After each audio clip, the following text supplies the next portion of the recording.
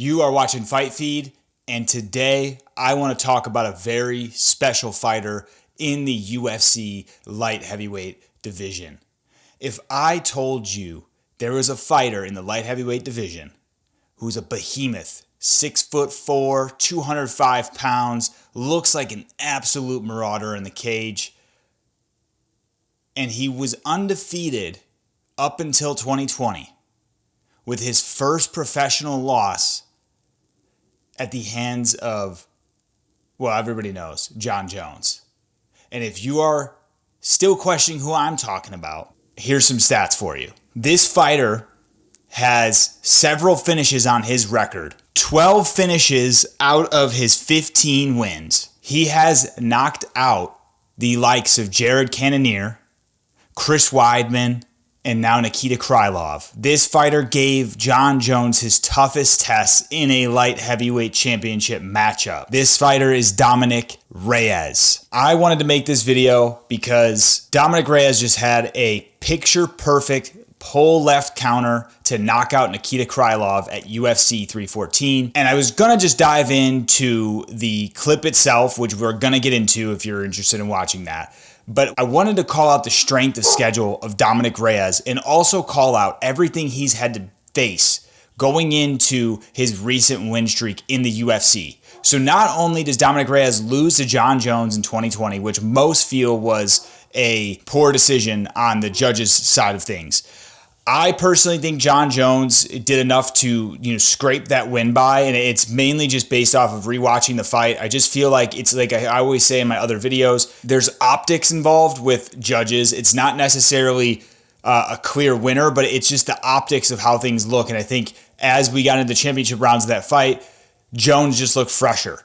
And from that perspective, I think that that's where the judges went. And it's not that I agree with it. It's just I feel like that's where, if I'm putting on the judge's cap and I'm assuming I'm not as very intelligent about judging fights, I would, make the decision that Jon won. I think you could absolutely argue that Dominick Reyes won that fight. After that loss to Jon Jones, Dominick Reyes loses 3 fights in a row, all by TKO or KO.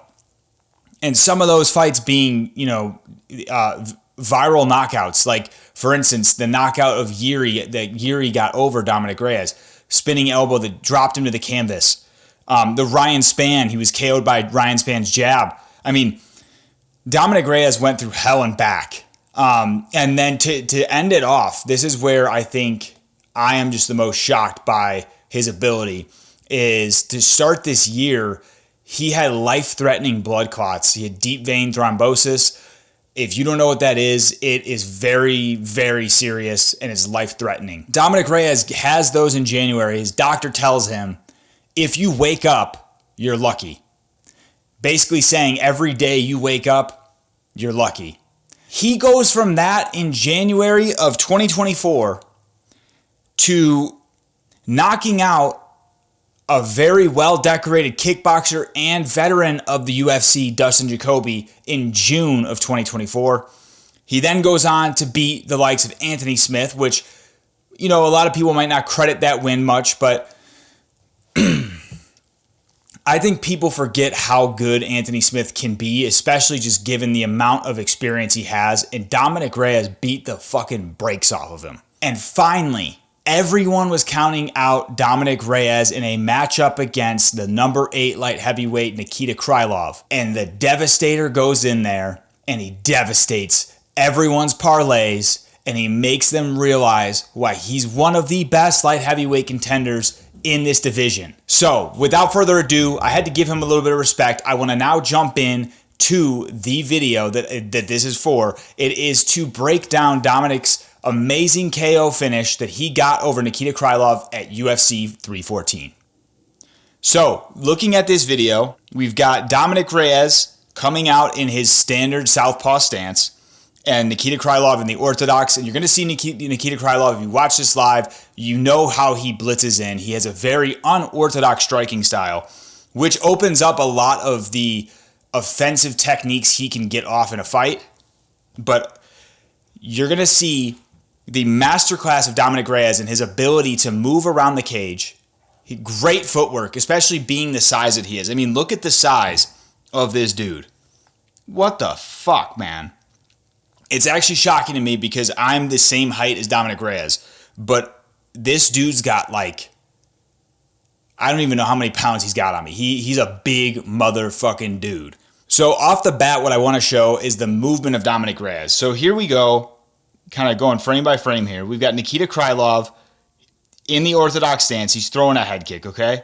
Dominick Reyes is wise to it. He's able to go out to the, I think it would be his left side. So he's circling left here and able to dip under this. So it's like he's got the vision there. And I think the one thing about Dominick Reyes too that I love is he has very long legs, but it's like being that he's this size, you could almost see Dominick being kind of plotty, if you will.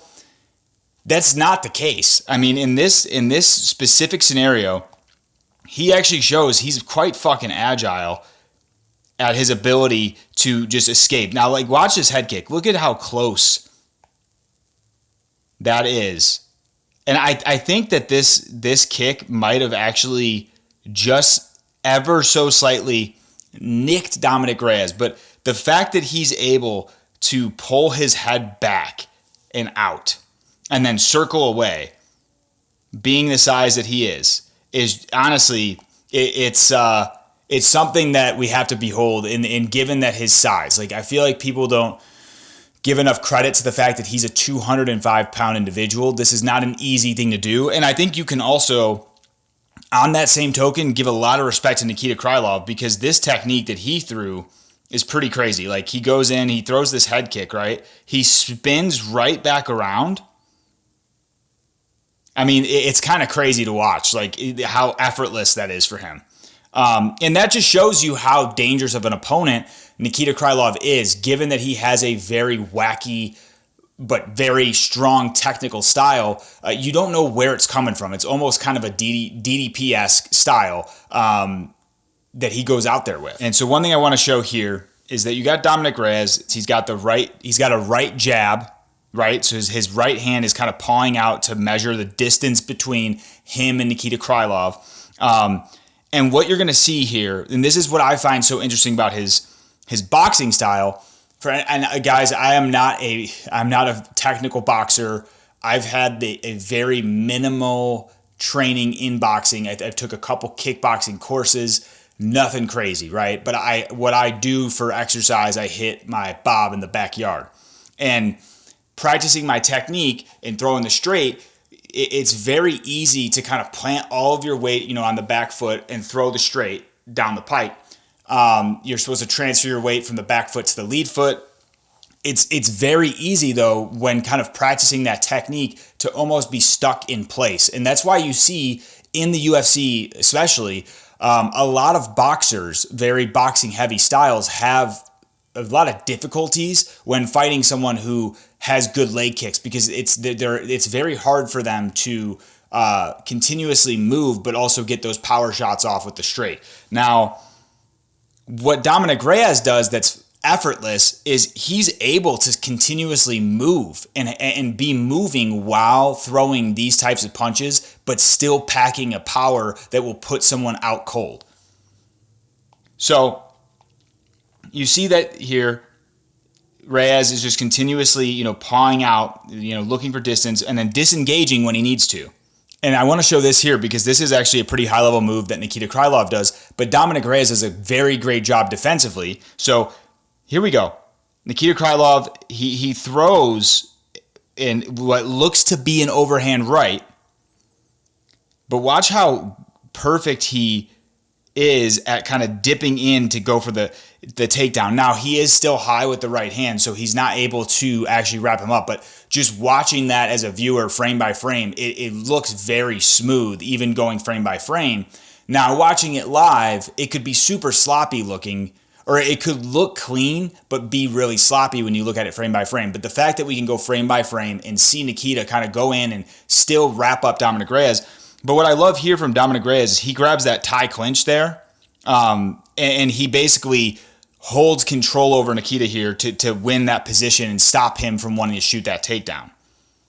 And I think that Nikita Krylov not being able to wrap that up, it's probably just tied to him being out of the cage for a long time, maybe not gauging that distance very well, and then ultimately, kind of being on the worst side of this exchange. But right there, Dominick Reyes grabs that tie clinch, and I think that gets Nikita Krylov to try and throw a punch, but Reyes is able to just evade right out of there. And so, guys, this is what I really like to show here. So Dominick Reyes, right after that exchange, he starts to move forward, and he sees Nikita's, his back is coming up against the cage there, so he's moving forward, trying to kind of circle him into a trap, okay?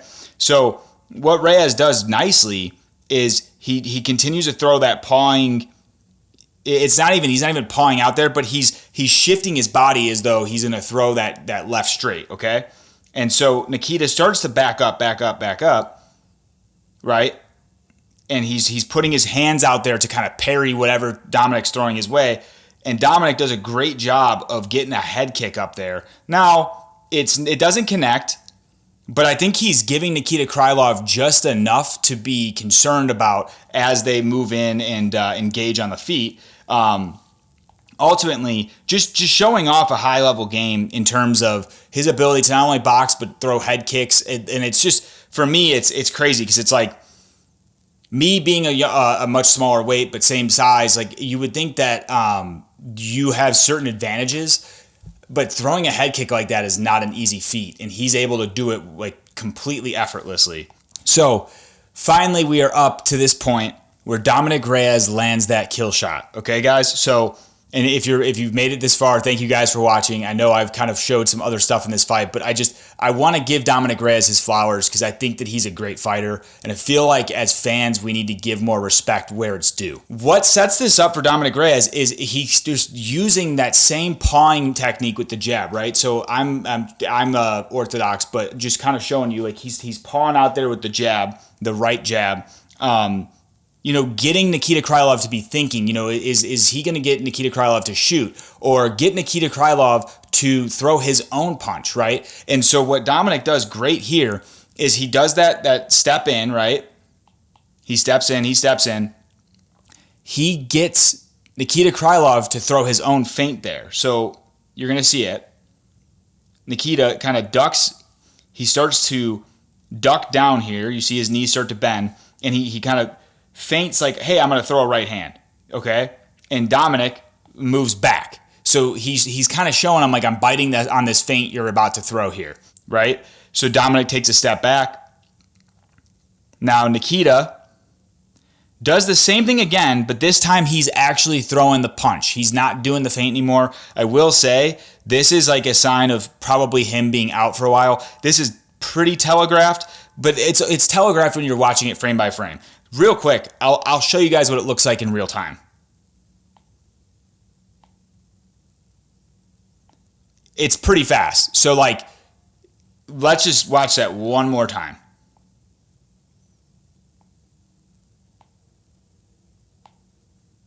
And so, what it looked like Nikita was trying to do here is he's throwing out a right hand. Okay, so the right hand in this case, from what I can see, is more of a I'm going to put this in your face type of thing, right? Like that, and come over with a left hook, okay? But he's got all of his weight distributed. His balance is not on point here. I just want to show you guys how amazing Dominick Reyes is at pullback left counters, keeping in mind that he's a big dude, okay? So I want you guys to watch this part. Dominick's leg, okay? So in a pullback left counter, and like I said, I have minimal boxing experience, but once you kind of learn the fundamentals of distributing the weight from the rear foot to the lead foot, okay? And using your hips to turn into the punch, right? So you're throwing a very hard shot. What I want you guys to try, and this is for anybody, I'm not experienced, okay? But I want you guys to try, just from an athleticism standpoint, try to get in your boxing stance. Try to do this back step that Dominick Reyes does and throw your power hand, right? So for me, it would be taking a back step with my right foot and cocking that fucking right hand back and throwing it. I want you guys to try that. I tried it today, and my God, it's horrible. It's awful. Now, I'm not an experienced boxer, but what I like to do these sort of things because as a big fan of this sport, I like to try to level set like what is happening in the cage and understand how difficult it is. This is not an easy thing to do that Dominick Reyes does. He is able to step back all of his weight from the lead foot to the rear foot. So he's doing this, he's doing the typical boxing exchange backwards, right? So when you're throwing that rear punch, it's transfer of weight from the rear foot to the lead foot. He's going from lead foot, where all his weight is here on this leg, okay? He's jumping back, right? He jumps back and like he gets his foot planted on this side, and you can even see the turn and the turn of his hips here. Look at that. He turns his hips over, and like look at how quickly he's got that left hand ready to fucking bang. And this is probably a big thing. Like I'm not as well versed in boxing, obviously, but this seems to me more of like an angle cut than of anything. He's cutting that angle here, right? So his foot is like we can't see his foot obviously because I only have whatever footage I can actually find of the fight. But what it looks like to me is that foot, this leg, the foot is like planted that way. And the accuracy, the speed in which he is able to fucking blast that bitch off right on the chin, guys.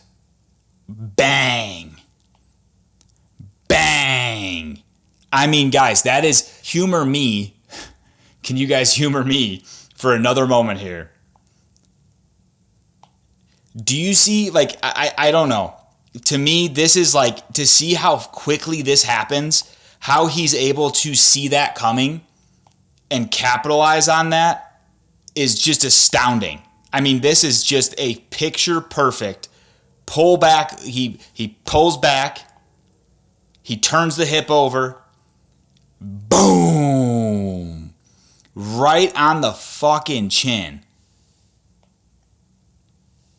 I mean, you literally cannot get a better pullback left, okay? And this connects on Nikita's chin. He drops like a bag of fucking potatoes, yo. Like, he is out. Look at this. He's sleeping. He is sleeping.